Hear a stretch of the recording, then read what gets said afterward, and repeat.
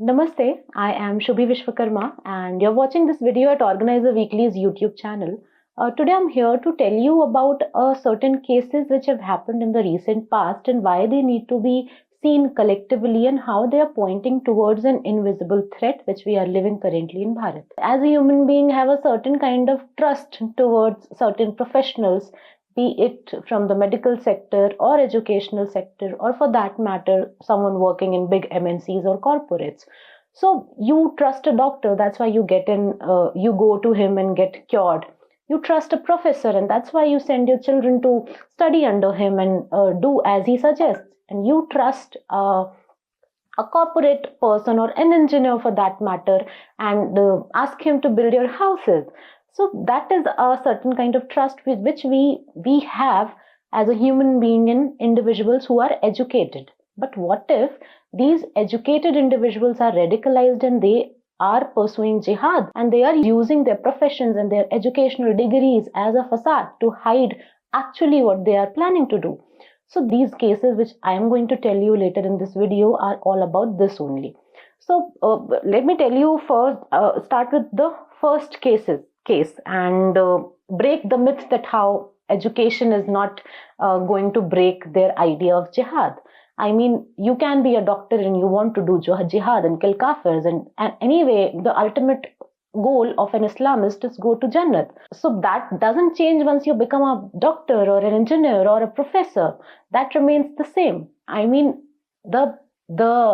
we say that we things like how can someone who has studied medicine, which is a very rigorous subject, and who has studied engineering, can think about jihad, but we need to go back and see where they're coming from. I mean, they have gone to madrasas for their basic education, and they in the environment and in the atmosphere they live, it is impossible to get them rid of the jihad or the anti-kafir, their mindset out of them. So we need to understand that first before generalizing things that educated people don't pursue jihad. No, they do.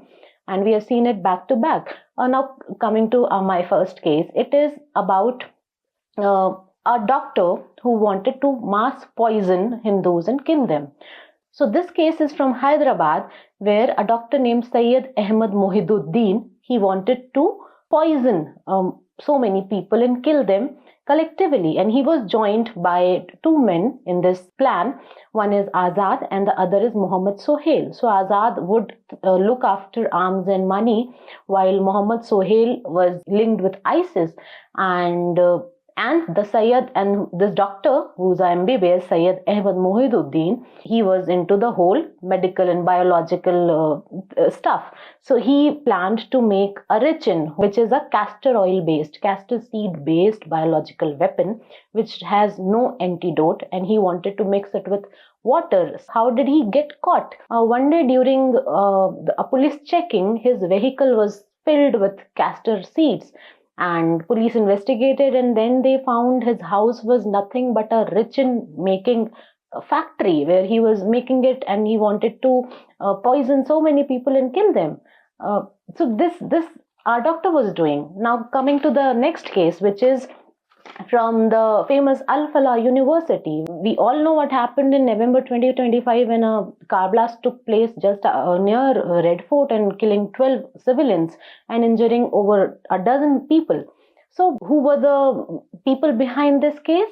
They were also doctors. So Dr. Umarun Nabi, he was an assistant professor at Al-Falah University. So at daytime he would teach medicine to students, and at night time he was planning mass murders of kafirs. So a huge cache of ammonium nitrate and salt weapons and so many things were found from his capacity.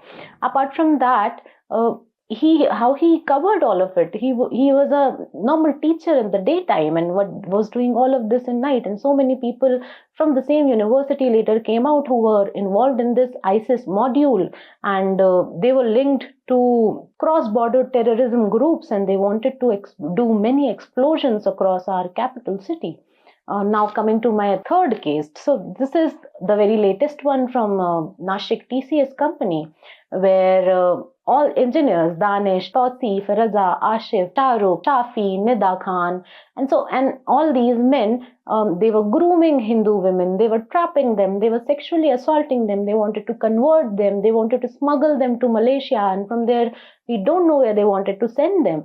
So they were trapping our women, and where they were working in a very reputed IT company where we will never even imagine that things like this will happen. So education has nothing to do with this. And Nida has been recently arrested. We all have seen her, and she evaded her arrest for so long, claiming that she is pregnant, and her anticipatory bail got rejected.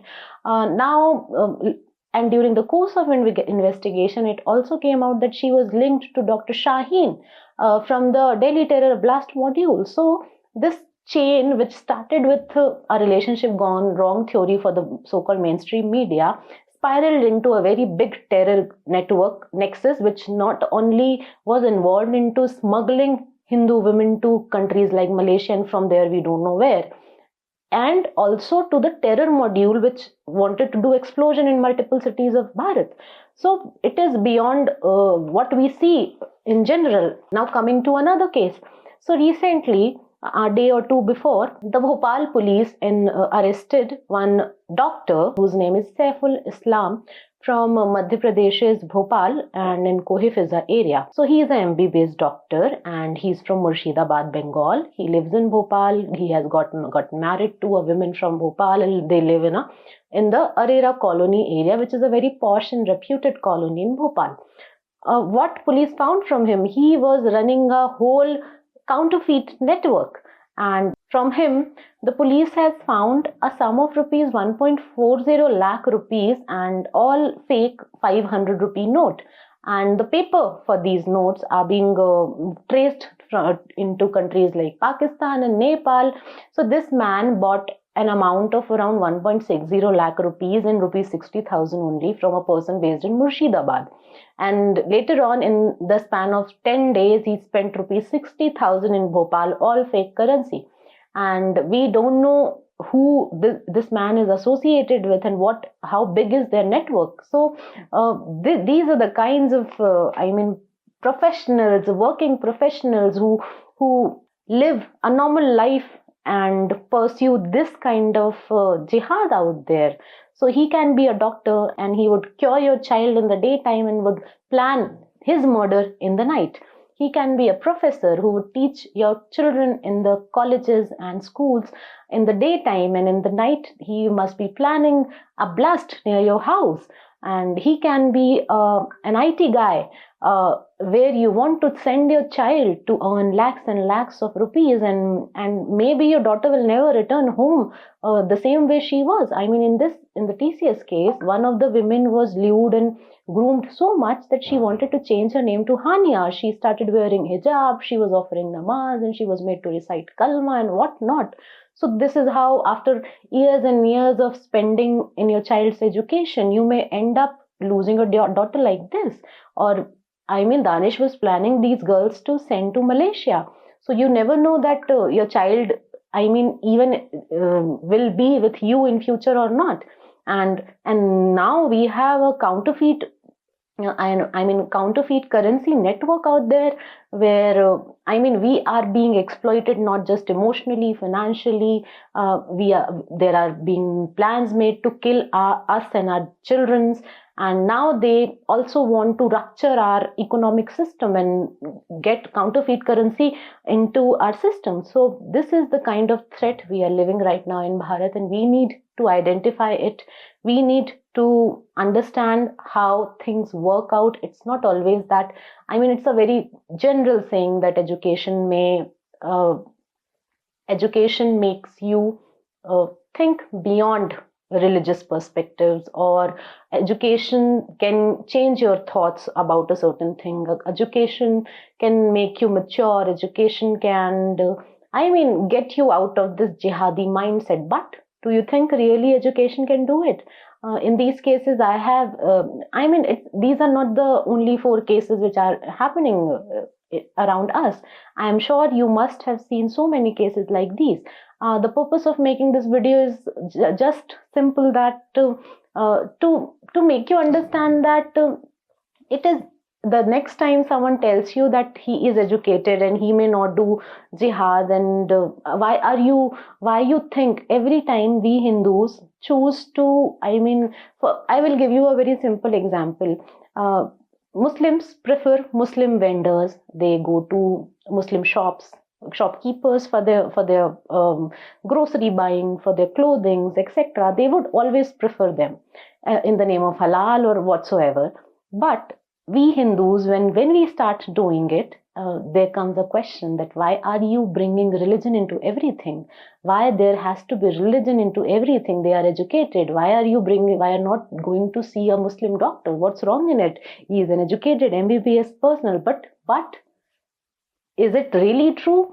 Are they not planning jihad? Are they not after our lives? Are they not looking into with the same binary of Hindu and Muslim, kafir and non-kafir, believer and disbeliever? So be cautious, and we at Organiser will keep bringing more and more such cases to you all.